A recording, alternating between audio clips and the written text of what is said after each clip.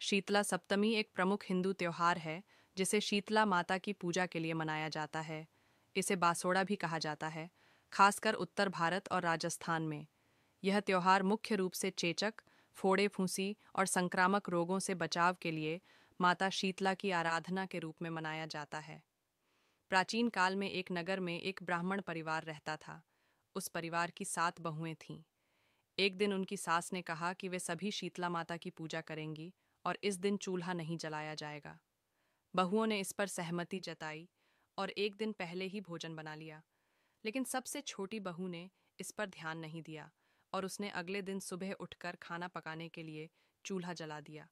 इससे शीतला माता नाराज हो गईं और पूरे परिवार को चेचक, घुइयाओं हो गई। जब पूरे परिवार को इस बीमारी से कष्ट होने लगा, तब छोटी बहू को अपनी गलती का एहसास हुआ। उसे समझ आया कि उसने शीतला माता की अवहेलना की है। उसने माता से क्षमा मांगी और माता के विधिपूर्वक व्रत और पूजा का संकल्प लिया।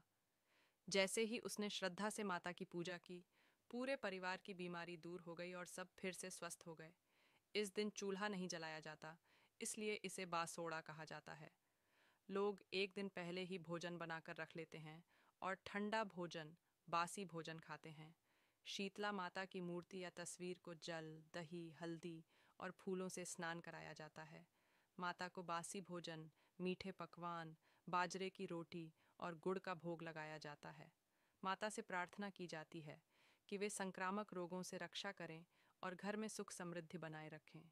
आज भी कई लोग शीतला माता की पूजा इसलिए करते हैं ताकि बीमारियों से बचाव हो सके।